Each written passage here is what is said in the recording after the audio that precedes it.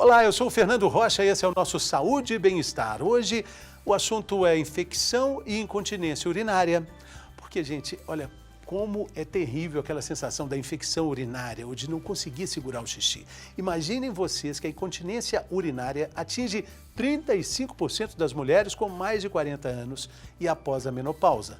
Esses dados são da Sociedade Brasileira de Urologia, que ainda atesta que cerca de 5% da população sofre de incontinência urinária. O assunto é muito relevante e o programa está cheio de informação útil de saúde e qualidade de vida.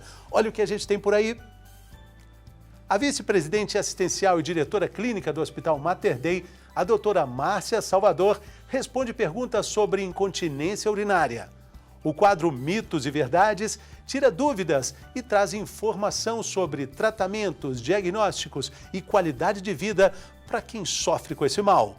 E ainda, uma entrevista com a médica ginecologista a doutora Raquel Silviano sobre infecção urinária.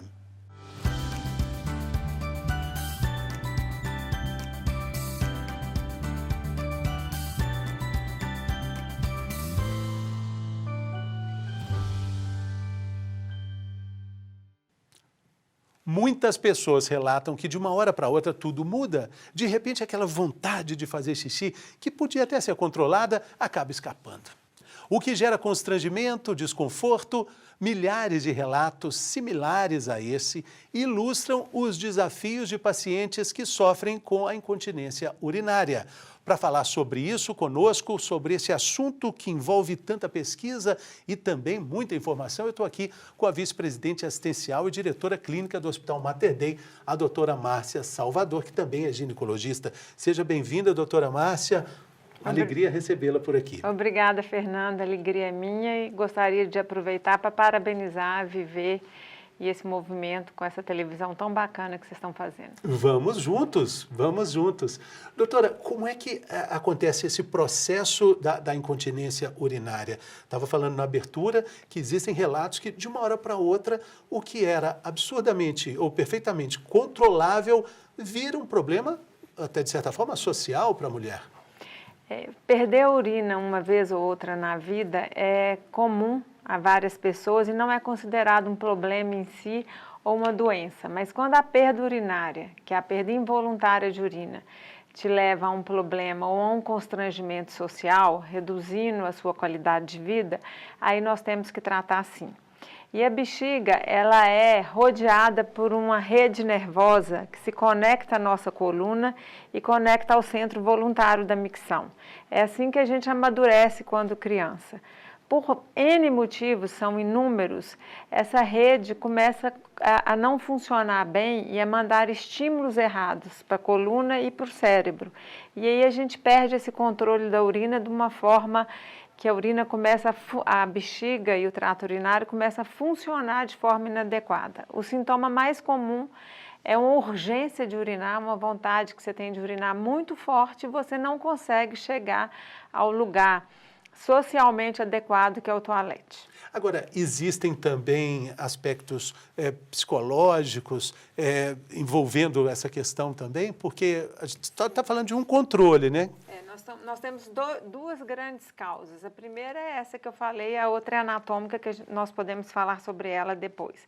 Mas nessa primeira causa, como o sistema nervoso está envolvido no funcionamento da bexiga, que é um funcionamento muito complexo, então o que acontece? Com o estado emocional, quando você está mais tensa, com o frio, com a ingestão de determinados alimentos irritantes, como cafeína, como temperos, etc., você pode piorar. Agora, tem uma questão de normalidade no aspecto de perder urina? Quando é que passa a não ser normal?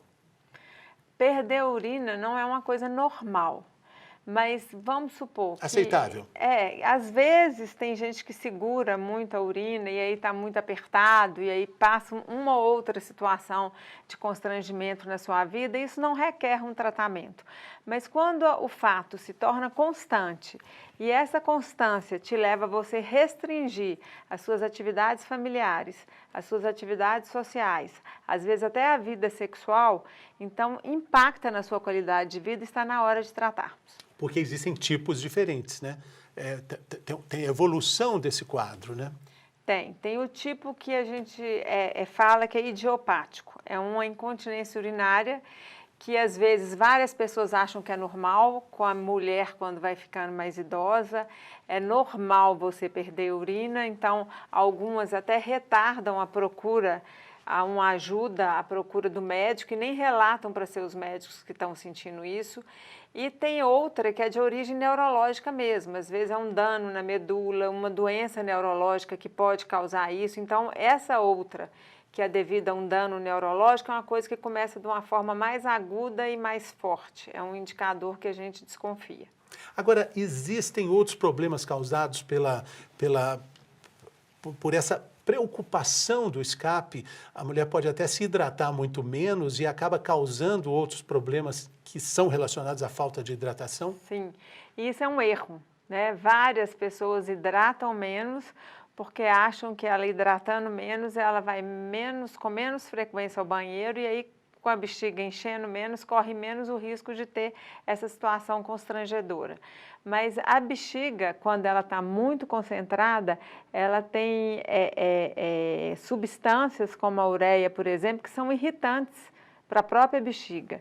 Então, ela pode agravar esse quadro de incontinência, trazer também, porque uma bexiga quando funciona mal, a doutora Raquel vai falar mais sobre isso para a gente, ela pode ter mais infecção urinária também, e a infecção urinária agrava a urgência e a urge-incontinência também, então se torna um ciclo vicioso.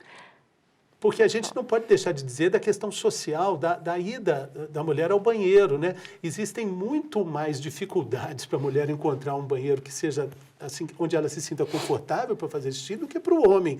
Então, ao longo da vida, isso também, como a senhora disse, né? Segurar muito, uma combinação de fatores que em algum momento pode desencadear em um problema. Pode. Nós, principalmente nós brasileiras, nós somos educadas a não sentar em vaso, em toaletes que não sejam da nossa casa. Então, a mulher, se você olhar a anatomia, a mulher tem vários fatores aí, o assoalho pélvico com músculos, ligamentos que provocam essa continência, é uma coisa bastante complexa. O que acontece? Quando ela não senta, não relaxa essa musculatura para urinar bem, ela não urina bem.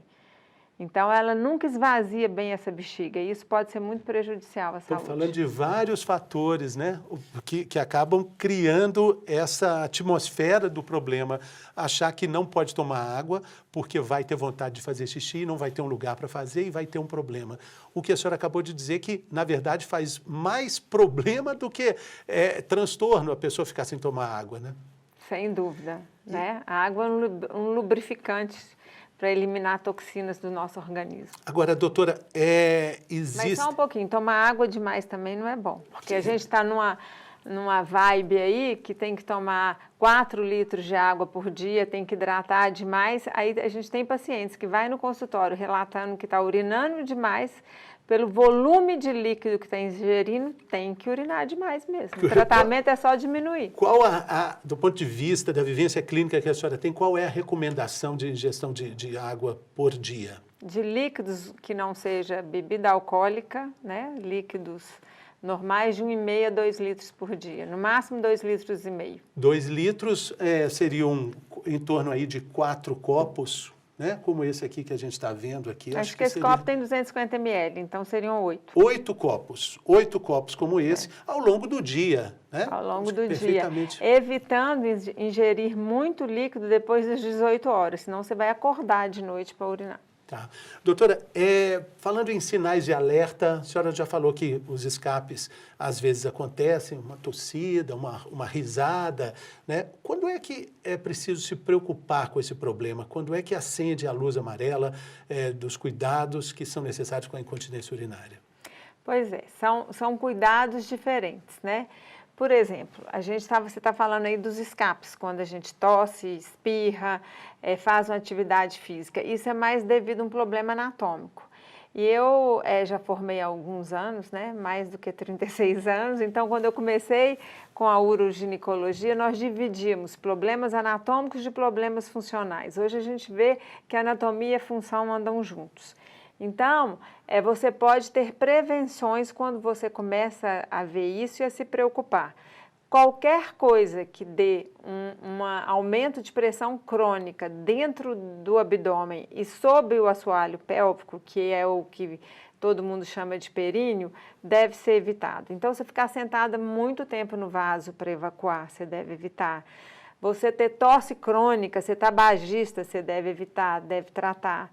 Você fazer atividades físicas que vão aumentar essa pressão e você já tem uma fragilidade, às vezes intrínseca, você deve evitar esse tipo de atividade. E hoje a gente tem a fisioterapia, que é uma grande aliada para que as mulheres se conscientizem que essa musculatura existe e proteger essa musculatura também durante algumas atividades que ela faz cotidianamente. Aqui a gente trabalha com um remédio muito importante chamado informação sobre saúde e qualidade de vida. Eu acho que esse ponto aí é fundamental quando a gente fala de profilaxia, de prevenção, a gente falar do trabalho do assoalho pélvico. É um tipo de informação que há alguns anos atrás ele não era nem discutido da forma como hoje é. E acho que muitas mulheres também não têm acesso a essa possibilidade, mas é muito importante o trabalho do fisioterapeuta no tratamento como um todo, né, doutora? A fisioterapia foi a gente fala muito de técnicas, de tecnologia, etc., mas a fisioterapia, a partir do momento que a gente entendeu mais o funcionamento do assoalho pélvico, foi um grande avanço na uroginecologia. E até hoje, com toda a conscientização que a gente tem sobre o corpo, sobre a função urinária, intestinal e sexual, que esse assoalho pélvico ajuda muito, tem mulheres que não conseguem contrair voluntariamente essa musculatura.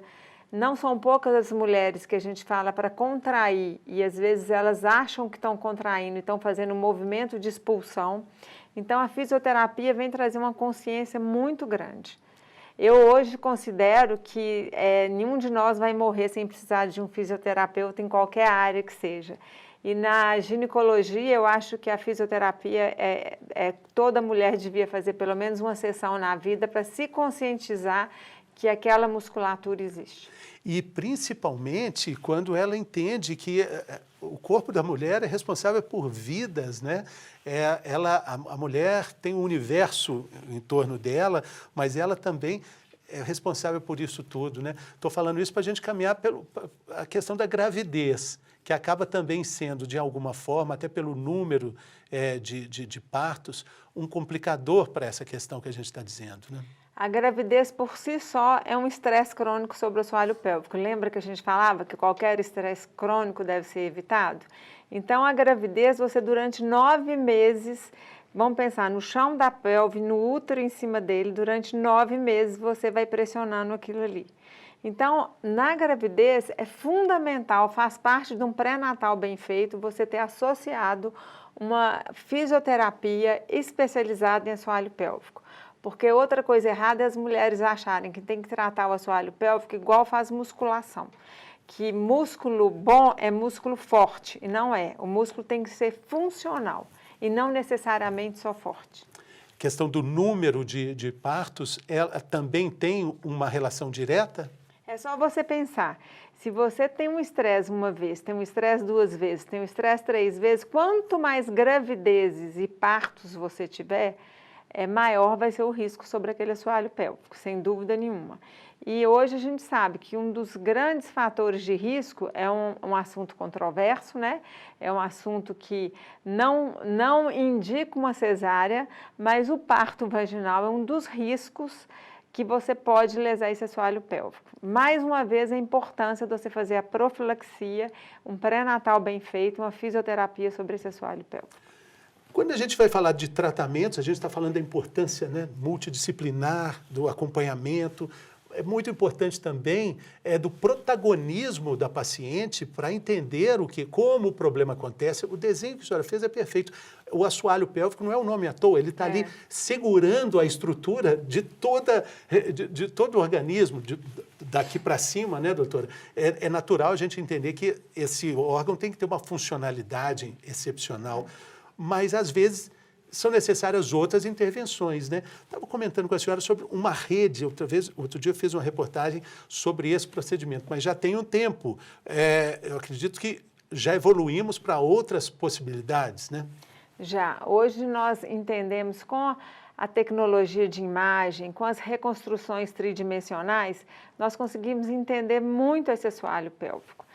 São vários ligamentos, são várias fáscias que são... A fáscia é aquilo, sabe?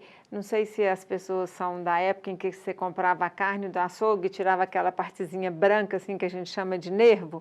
Aquilo não é nervo, aquilo é uma fáscia, é um tecido fibroso que ajuda a dar essa sustentação. São vários músculos delicados e é o seguinte, aonde um músculo insere... você tem outro músculo e você tem que trabalhar isso tudo em conjunto. Então, não adianta você achar que você vai colocar uma rede, uma coisa única e você vai resolver.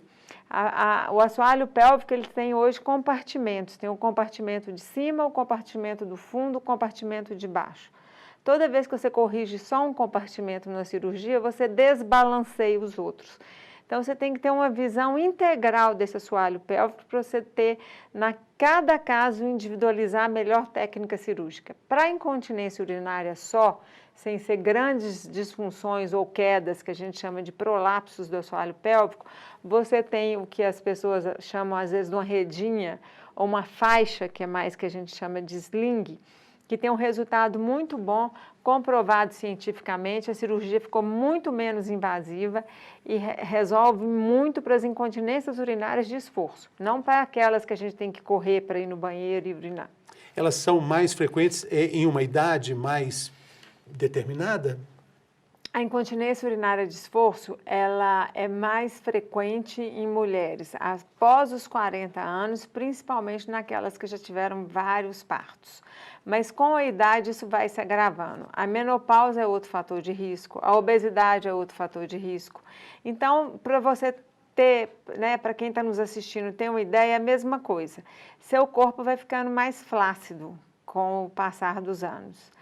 O nosso assoalho pélvico também. Do mesmo jeito que você malha a perna, você tem que trabalhar esse assoalho pélvico. Então, essa flacidez, se nós estamos falando de um assoalho, se o assoalho cede, as estruturas que estão em cima, que são o teto da casa, podem ceder também. E na hora que elas cedem, ela provoca incontinência urinária. E aí a gente está falando de um cuidado que envolve todo um estilo de vida, né? A gente está falando de bons hábitos, está falando Voltamos ao estilo de vida, né? E voltamos ao estilo de vida, porque, na verdade, aqui a gente sempre volta nessa questão de um autocuidado. Duas coisas, estilo de vida e protagonismo, entendimento, explicar, olha, tem essa estrutura, isso está causando problema. Não é só essa vontade incontrolável de ir ao banheiro, que às vezes pode ter, como a gente disse, aspectos sociais, mas... Se a paciente entende todo o processo, ela falou uma coisa interessante, ir ao banheiro usando celular, por exemplo, né? Há um tempo atrás a gente ia lendo revista, né? Jornal. Acho que o celular demora até mais tempo, né? Tá fazendo um desserviço para toda essa estrutura que está ali para trabalhar e para fazer a função dela, né? E eu queria deixar uma coisa aqui registrada também, é o seguinte, nós lá no Mater Dei, a gente trabalha de forma multidisciplinar, né, essa questão da uroginecologia. E a coordenadora do serviço de fisioterapia, que é a Elza Baracho, que é uma professora muito conhecida no Brasil inteiro, ela desenvolveu uma técnica de autogerenciamento. Ela um dia nos disse numa reunião científica assim, ninguém aguenta fazer fisioterapia a vida inteira, é muito chato. Então, eu acho que para as pessoas romperem esse preconceito de procurar um serviço, hoje é esse protagonismo. A mulher, ela autogerencia seu cuidado, ela vai lá 1, 2 vezes para aprender a fazer, depois ela tem que fazer em casa. Então, ela tem que ter disciplina para fazer em casa, para ter um estilo de vida que vai fazer com que essa parte do corpo dela seja saudável. E é tão importante porque para você não ter problema lá na terceira idade, lá quando você já está idoso, que você está mais dependente, que a mobilidade diminui, que vem algumas demências e que tudo isso pode se agravar muito, né? E aí você vai entender, eu acho que deve dar uma sensação de de autorrealização muito grande quando ela entende o mecanismo desses músculos que até então, durante quase uma vida toda, foram praticamente desconhecidos, né? Eu acho que em qualquer esfera a gente dominar a vida da gente, né, é muito importante. E numa área tão preciosa para a mulher, né, que envolve sua saúde sexual, sua saúde urinária, a continência fecal também, que é uma coisa que tem um impacto muito pior do que a incontinência urinária. Está relacionado também com todos esses cuidados? Está no assoalho também, né? Então, são as 3 funções e hoje nós sabemos até que certas dores pélvicas crônicas, dor para ter relação sexual, do mesmo jeito que você tem um torcicolo no pescoço, tem mulheres que têm uma contratura nessa região e fica tratando, achando que é alguma coisa emocional e aí ajuda muito as técnicas de relaxamento, de alongamento das fibras. Então, essa consciência é muito importante de se ter. E o que é mais importante é que não tem uma idade, a gente está falando que existe uma idade predominante para que esses problemas aconteçam, mas não existe uma idade para começar os cuidados. Nem para começar os cuidados, nem para os problemas acontecerem. Essa vida estressante que nós levamos, cada vez nós vemos mais no nosso consultório meninas jovens com o que a gente chama de hipertonia do assoalho pélvico, que é isso que eu te falei, é tipo um torcicolo do assoalho pélvico. Você tem uma contratura e elas têm dor, têm problemas sexuais, entendeu? Tem uma série de coisas que tem que ser olhada e tratada. Eu tenho amigas muito queridas que relatam a alegria do entendimento, conhecimento, do controle da musculatura do assoalho pélvico depois de 1, 2 gravidezes e como isso envolve toda a percepção que ela tem, até o relacionamento com o mundo muda, né? Porque é um controle que você fala, não é possível, eu consigo fazer isso? E consegue, né, doutora? Consegue de uma forma muito efetiva. Muito eu efetiva. acho que é o que eu falei, todo mundo deveria fazer uma avaliação do seu assoalho pélvico na vida. Com carinho, né? É um autocuidado. Bom, pessoal, agora chegou a hora do convite para você que está nos acompanhando aqui, agradecer a sua companhia e você que assiste aqui o canal Viver Brasil para participar conosco enviando as suas perguntas, seus relatos, conte sua história, dê sua opinião, mande suas dúvidas, acessando aí os endereços que aparecem na sua tela agora. Doutora, a gente tem nesse momento uma parte muito importante que é o chamado mito ou verdade. Quando a gente fala sobre incontinência urinária, a gente tem muitas questões envolvendo isso, né? Está preparada para o mito ou verdade? Então, quer tomar uma água? Não. Vamos lá. É mito ou verdade? Só mulheres possuem incontinência urinária. Verdade ou mito? Mito. Os homens também sofrem de incontinência urinária e as causas, obviamente, podem ser diferentes, mas a uretra da mulher é mais curta que a do homem, né? E isso faz com que ela apresente o sintoma mais precocemente e mais frequentemente. A senhora falou tanto do assoalho pélvico, como é que é a relação do homem com isso?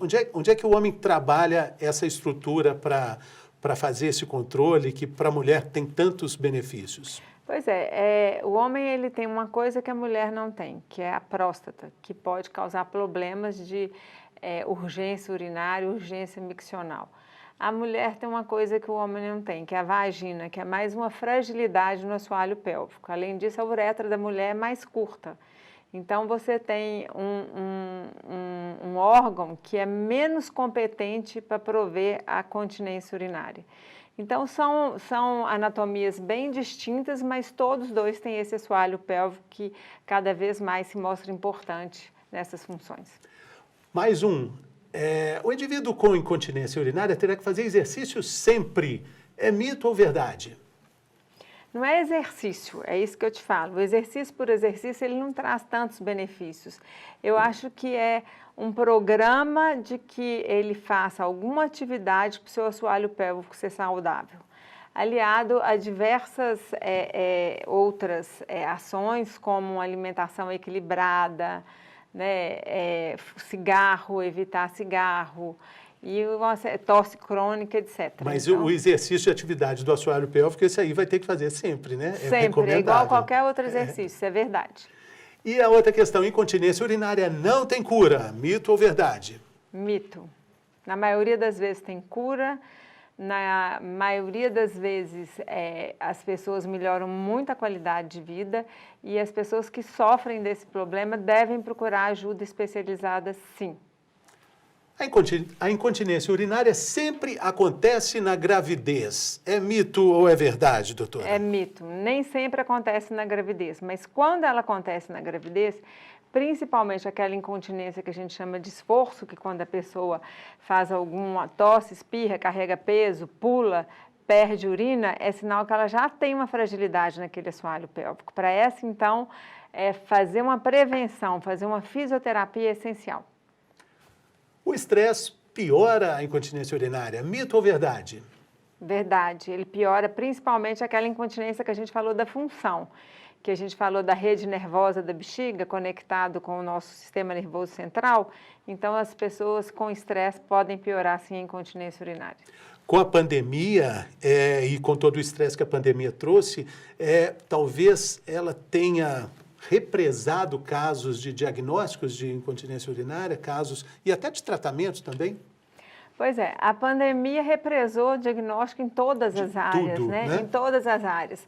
Mas como nós estamos falando de uma área que não diminui a quantidade de vida, então você não vai morrer mais rápido porque você tem incontinência urinária, mas diminui a qualidade de vida, a gente não tem esses dados muito quantificados, mas a gente sabe que as pessoas estão morrendo mais de doenças cardíacas, estão fazendo diagnóstico de cânceres mais avançados.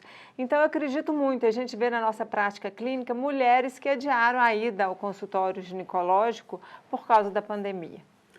Mais uma questão, a cirurgia é a única solução para a incontinência urinária. Mito ou verdade, doutora Márcia? Mito. De forma alguma, a cirurgia é a única condição. Em alguns casos, a cirurgia vai piorar a incontinência urinária. Chama-se incontinência apenas quando não é possível segurar o xixi sempre. Sempre a incontinência é uma perda involuntária de urina, isso é verdade. Quando você não consegue segurar o xixi até você ir a um local socialmente adequado para você urinar, aí você tem uma incontinência. A incontinência pode ser causada por medicamentos? Pode sim. E no idoso isso é muito frequente, porque o idoso ele tem polimedicação, né? Então a gente tem que estudar muito. Tem muitos remédios que causam incontinência sim.